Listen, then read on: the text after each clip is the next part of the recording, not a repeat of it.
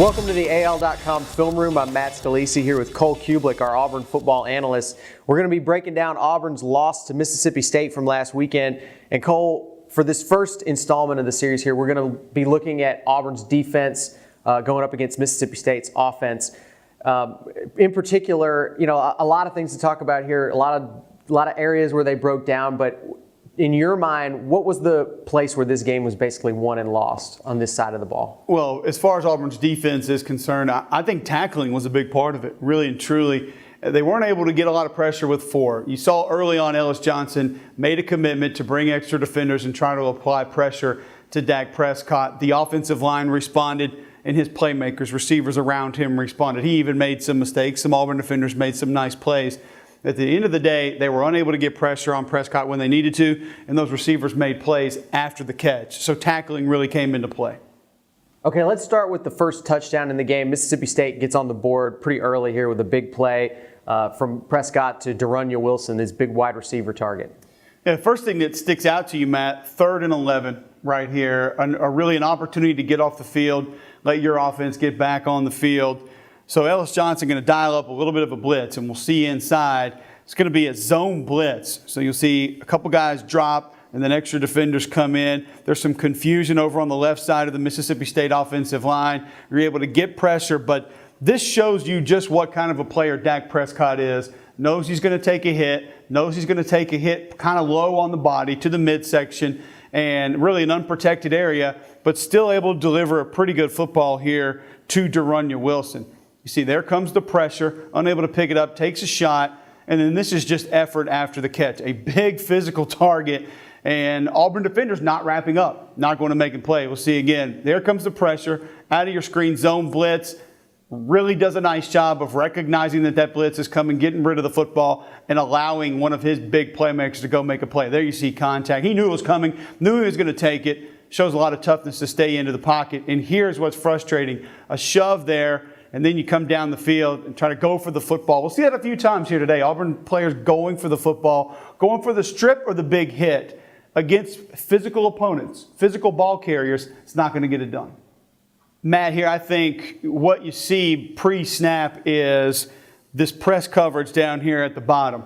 So automatically Dak Prescott's thinking to himself, well, I got a guy that can go up and make a play. I'll just float him a back shoulder fade. I know he's going to have the advantage here. This looks good for us. I like this matchup. We'll take a chance and we'll go make a play.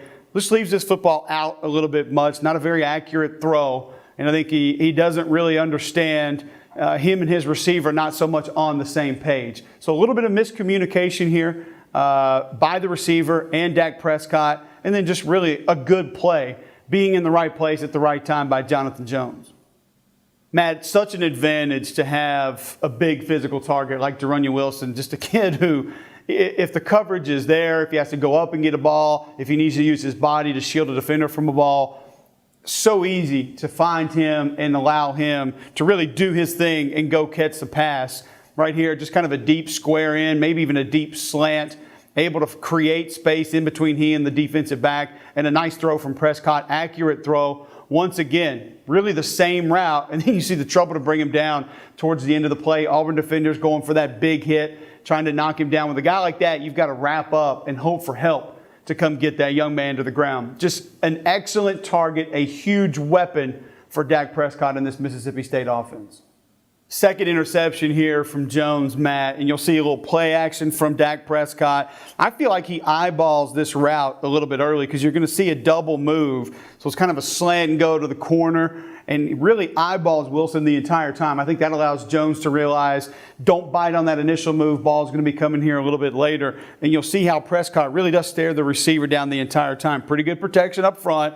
There's the play action. Eyes on Wilson right there. You need time for that play to develop, and then just hangs it up, leaves it a little bit short. This is a ball he would like to have back in the corner of the end zone. And you'll see here at the bottom, she's really upset, slamming her pom-pom. But you want this ball to be back here in the corner of the end zone where only your player can go up and make a play. All right, Matt, fourth quarter, your Mississippi State, 8-point lead. You want to run the football here. Milk the clock, keep Auburn's offense off the field. It's not hard. When you're an offensive lineman, you love to be in this situation. A lot of fun. And a lot of times you'll hear, too, defensive coordinators, sometimes they get caught by an offensive coordinator with the call. Just the right call in the wrong time. And really, you're going to see kind of the wrong call here from Ellis Johnson. He tries to take a little bit of a risk, run blitz.